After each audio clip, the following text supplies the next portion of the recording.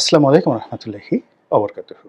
সম্মানিত দর্শক, বিএনপির ভারপ্রাপ্ত চেয়ারপারসন বা চেয়ারম্যান জনাব তারেক রহমান, আপনারা যারা দূর থেকে তাকে দেখেছেন তারা সবাই মোরলেস সবসময় তাকে বিনয়ী, ভদ্র, পরিশীলিত এবং তাকে সদা হাস্যময় অবস্থাতেই দেখেছেন। মানে রাগান্বিত হওয়া, উত্তেজিত হওয়া, আঙ্গুল উঁচিয়ে কথা বলা, প্রতিপক্ষকে হুমকি দেওয়া, ধামকি দেওয়া সাধারণত তার যা পাবলিক লাইফ রয়েছে এটিতে আমি অন্তত দেখিনি। তাকে সেই ছাত্রজীবন থেকে যারা দেখেছেন, আমারও একটু দেখার সুযোগ হয়েছে। তো সেখানে তাকে ওই অবস্থাতেই আমরা সবাই দেখেছি। সে তুলনায় তার যে ছোট ভাই জনাব আরাফাত রহমান কোকো, তিনি তুলনামূলকভাবে গম্ভীর ছিলেন, রাগী ছিলেন। কারো সঙ্গে তিনি রাগ হয়ে যেতেন। এইটা মোরলেস সবাই জানেন। কিন্তু জনাব তারেক রহমান সাধারণত উনার যে রাগ, এটি উনি অলক্ষ্যে প্রদর্শন করেন। আর প্রকাশ্যে কারো সঙ্গে দেখা হলে উনি ভদ্রতা বজায় রাখেন, হাসিমুখে কথা বলার চেষ্টা করেন এবং খুব দ্রুত সিদ্ধান্ত দিতে পছন্দ করেন। সেই ২০০১ থেকে আপনি আজও অবধি যদি দেখেন, তাহলে তার সিদ্ধান্ত গ্রহণের ক্ষেত্রে তিনি সাধারণত গড়িমসি করেন না। রাজনৈতিক জীবনের বাইরে তার দাম্পত্য জীবন রয়েছে। তারপর একটা সময় ব্যবসা-বাণিজ্য করতেন জনাব গিয়াসউদ্দিন আল মামুন সাহেবের সঙ্গে।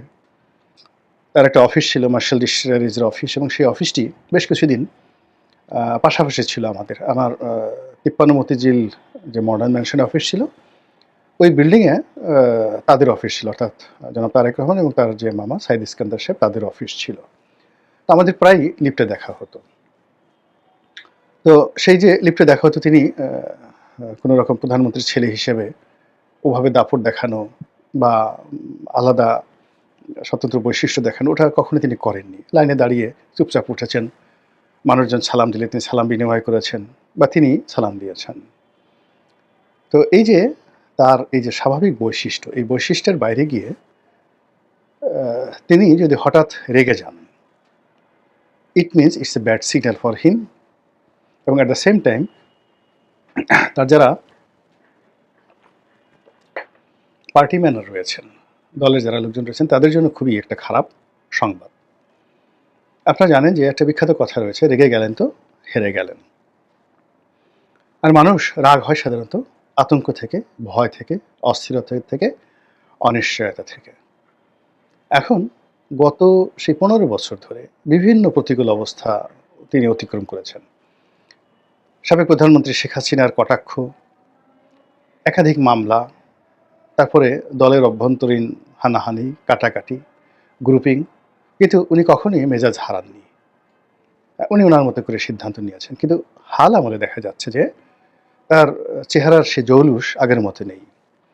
এখন অনেকটা বিবর্ণ হয়ে গেছেন, নিষ্প্রভ হয়ে গেছেন। এবং সর্বশেষ যে তারুণ্যের যে মহাসমাবেশটি হয়ে গেল, সেখানে তিনি যে ভাষায় বক্তব্য দিয়েছেন, যেভাবে নিজের উত্তেজনা তিনি প্রকাশ করেছেন এবং যেভাবে তিনি ২ হাত উঁচু করে বলতে গেলে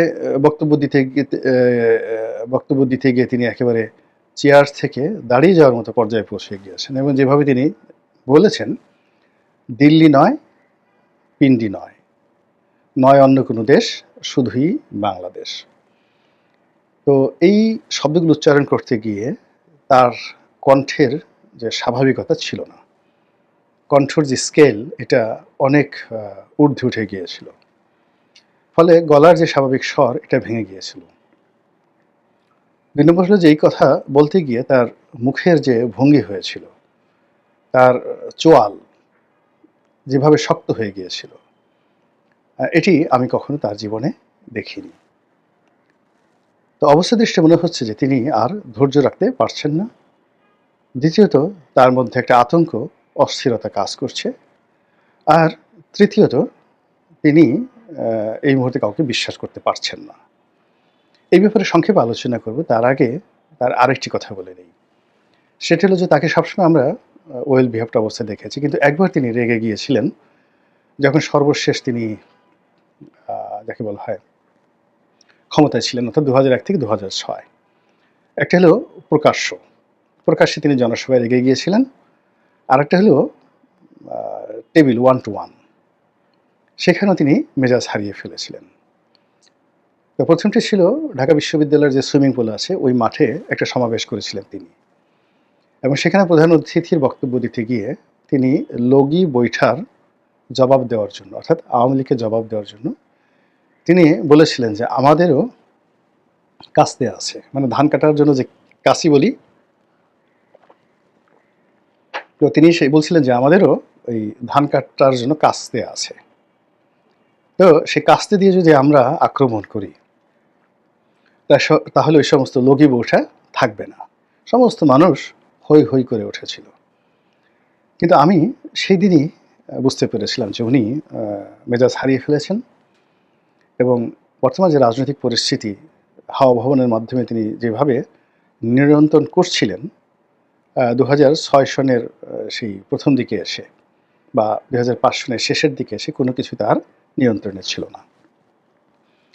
ফলে তিনি মেজাজ হারিয়ে ফেলেছিলেন, যা কিনা তার বক্তব্যে আমরা সেটা দেখতে পেরেছি, এবং সেটার পরিণতিতে একটা 1/11 এবং 1/11 পরিণতিতে তার এবং তার পরিবারের উপর যে জুলুম, যে অত্যাচার এবং যে অবর্ণনীয়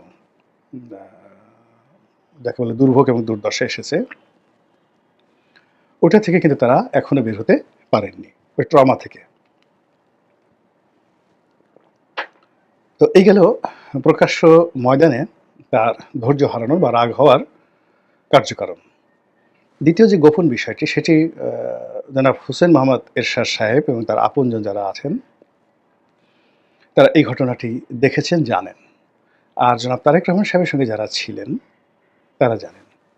অর্থাৎ 2006 সনের সেই নির্বাচনের যে প্রাক্কালে রাজনৈতিক জোট হবে, তো সেখানে আওয়ামী লীগও জাতীয় পার্টিকে টানছে আর বিএনপিও জাতীয় পার্টিকে টানছে।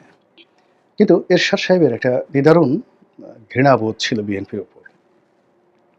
বিএনপিকে তিনি বিশ্বাস করতে পারছিলেন না, এবং 1991 থেকে 96 পর্যন্ত বিএনপি জাতীয় পার্টির উপর যে জুলুম, যে অত্যাচার চালিয়েছে, এটা মানে ওই সময়ের প্রেক্ষাপটে এখন আওয়ামী লীগের উপর যে জুলুম অত্যাচার চলছে, এটাকে আপনি যদি 1991 মডেল নিয়ে যান, ওটা তার চেয়ে বিভৎস ছিল সব দিক থেকে। তখন রাজপথে আমরা দেখেছি যেভাবে জাতীয় পার্টির নেতাদেরকে অপমান করা হয়েছে, যেভাবে এরশাদ সাহেবকে জেলে নিয়ে অপমান করা হয়েছে, যেভাবে তাদের উপর হামলা চালানো হয়েছে, তাদের সমাবেশগুলো পণ্ড করে দেওয়া হয়েছে। মিজানুর রহমান চৌধুরীর মতো মানুষ মানে পাগলের মতো দৌড়ে তাকে সেই ধূপখোলা মাঠে, সায়দাবাদের ওখানে যে একটা মাঠ আছে, সেই মাঠ থেকে তিনি প্রাণ নিয়ে যেভাবে পালিয়েছিলেন, সে দৃশ্য যারা না দেখেছেন কল্পনা করতে পারবেন না। এই কাজগুলো হয়েছে। তো এই কারণে উনি জেলখানা থেকে যখন তার অপশন আসলো 95 সনের দিকে, তিনি বললেন যে না, কোনো রকম স্বার্থ দরকার নেই, শেখ হাসিনাকে আমরা সমর্থন দেব। এবং জাতীয় পার্টির সমর্থন নিয়েই কিন্তু শেখ হাসিনা 1996 সনে ক্ষমতা এসেছিলেন। এনিওয়ে, আবার যখন 2001 সনে এসে তারেক রহমান সাহেব বুঝলেন যে জাতীয় পার্টির সমর্থন দরকার, তো তিনি এরশাদ সাহেবের সঙ্গে বৈঠক করতে গেলেন তার বাসায়। তো তার বাসায় বৈঠক করতে যাওয়ার আগে কয়েক দফা তাদের মধ্যে বিভিন্ন ভায়া মিডিয়াতে আলাপ আলোচনা হয়েছে, এবং এরশাদ সাহেবের তো একটা অভ্যাস আছে, তিনি টাকার প্রতি তার একটা লোভ ছিল। 2 নম্বর হলো যে তিনি কোনো একটা কথা স্থির থাকতে পারতেন না, কথা পরিবর্তন করে ফেলতে পারতেন। আর 3 নম্বর হলো যে বিএনপির প্রতি তার একটা ম্যালিস এবং প্রিজুডিস ছিল, অর্থাৎ একটা বিদ্বেষ ছিল এবং একটা কুসংস্কার ছিল এই দুটো দলের প্রতি। আবার বিএনপির যারা লোকজন তারাও মনে করেন শহীদ প্রেসিডেন্ট জিয়াউর রহমানের হত্যাকাণ্ডের পেছনে এরশাদ সাহেবের একটা হাত আছে। ফলে এখানে একটা মনস্তাত্ত্বিক দূরত্ব ছিল। সেই দূরত্ব নিয়ে যখন জনাব তারেক রহমান এবং জনাব এরশাদ তারা একটা নেগোসিয়েশন করার জন্য বসেছিলেন, ঠিক সেই সময়টিতে তারেক রহমান সাহেব মেজাজ হারিয়ে ফেলেছিলেন, এবং মেজাজ হারিয়ে জনাব এরশাদ সাহেবকে যে কথাগুলো বলেছিলেন, সেই কথার প্রেক্ষিতে সেই 2006 সনের রাজনীতির সমস্ত ইতিহাস পাল্টে যায়। একটা 1/11 আসে, এবং বিএনপির সেই যে দুর্ভোগ এবং দুর্দশা সেটা সূচিত হয়ে যায়। তো আমি দুটো কথা বললাম অতীতের। তো সেই দিক থেকে যদি আপনি এই বর্তমান সময়টিতে এসে জনাব তারেক রহমানের মেজাজ হারানো, তার রেগে যাওয়া এবং তিনি যে কাজগুলো করেন না সেই কাজগুলো করার ব্যাপারে আপনি যদি এর মনস্তাত্ত্বিক বিষয়, রাজনৈতিক প্রেক্ষাপট এগুলো আপনি ধর্তব্যের মধ্যে আনেন, তাহলে বুঝতে পারবে যে বিএনপি এখন একটা ট্র্যাপের মধ্যে পড়ে গেছে। এবং সেই ট্র্যাপের মধ্যে পড়ে বিএনপির প্রায় সব শীর্ষ নেতার মধ্যে এক ধরনের ভয়, আতঙ্ক কাজ করছে। সে আতঙ্ক সেনাবাহিনী নিয়ে, সে আতঙ্ক আরেকটা 111 নিয়ে হতে পারে, সে আতঙ্ক জেনারেল ওয়াকারকে নিয়ে হতে পারে, দিল্লিকে নিয়ে হতে পারে, ডক্টর মোহাম্মদ ইউনূসকে নিয়ে হতে পারে। নানা রকম মানে সত্যিকার অর্থে বিশ্বাস করে স্থিরভাবে দাঁড়িয়ে একটা সিদ্ধান্ত নেওয়ার মতো অবস্থা এখন বিএনপির মধ্যে নেই বললেই চলে। এবং সেটাকে অর্থাৎ জনাব তারেক রহমান সাহেবকে ভয় দেখানোর জন্য, সেটা র বলেন কিংবা অন্য যে কোনো পক্ষ, নাম বললাম না, তারা যে সকল নাটক করছে, যেমন এই যে এখন সুব্রত বাইনকে গ্রেপ্তার করা হলো, মোল্লা মাসুদকে গ্রেপ্তার করা হলো, বলা হলো যে তাদেরকে হত্যার জন্য একটা প্ল্যান শেখ হাসিনার জমানা থেকেই চলে আসছিল। এবং সেই প্ল্যানটা বাংলাদেশে ছিল না, সেই প্ল্যানটা ছিল লন্ডনে নামাজ পড়ার সময় তাকে গুলি করে মারা হবে। হঠাৎ করে এই মোল্লা মাসুদ এবং সুব্রত বাইনের যে প্রসঙ্গটি সামনে এলো, এটি খুবই অ্যালার্মিং। অর্থাৎ এখন যারা রাজনীতির ময়দানের খেলোয়াড় আছেন তারা সবাই চাচ্ছেন যে তারেক রহমান সাহেব যেন না আসেন। আর আমাদের এই উপমহাদেশে অনেকগুলো ঘটনা এভাবে ঘটেছে, যেমন ধরেন রাজীব গান্ধীর মৃত্যু, কিংবা ধরুন বেনজির ভুট্টোর হত্যাকাণ্ড, কিংবা শাহনেওয়াজ ভুট্টো, বেনজির ভুট্টোর ভাই যে শাহনেওয়াজ ভুট্টোর হত্যাকাণ্ড, এমনকি শহীদ প্রেসিডেন্ট জিয়াউর রহমান সাহেবের যে হত্যাকাণ্ড, কিংবা বঙ্গবন্ধুর হত্যাকাণ্ড, এই সব মিলিয়ে সব জায়গাতে যে রাজনীতির মুনাফেকি, রাজনীতির মির্জাফরি এবং রাজনীতির যে ভয়ালো পরিণতি, এটি যে কোনো মানুষকে যারা শীর্ষ পর্যায়ে আছে তাদেরকে আতঙ্কগ্রস্ত করবে। তারেক রহমান সাহেব তার বাইরে নন, তার মধ্যে এই জিনিসগুলো থাকবে। এখন বক্তব্য হলো যে শেখ হাসিনার জমানাতে সে 2009 থেকে বা আরও আগে 111 থেকে শুরু করেন, সেই 111 থেকে একেবারে 2025 সন পর্যন্ত তিনি উত্তেজিত হলেন না, তিনি রাগ হলেন না, তিনি ভয় পেলেন না। অথচ গত 9 মাসে তিনি বলতে গেলে তার যে স্ট্রেংথ, তার যে ক্যাপাবিলিটি, তার যে লিডারশিপ কোয়ালিটি, এই টোটাল জিনিসগুলো যে একটা ডায়াগ্রাম তৈরি হয়েছিল, তিনি সেই ডায়াগ্রামের বাইরে হঠাৎ করে এলেন কেন?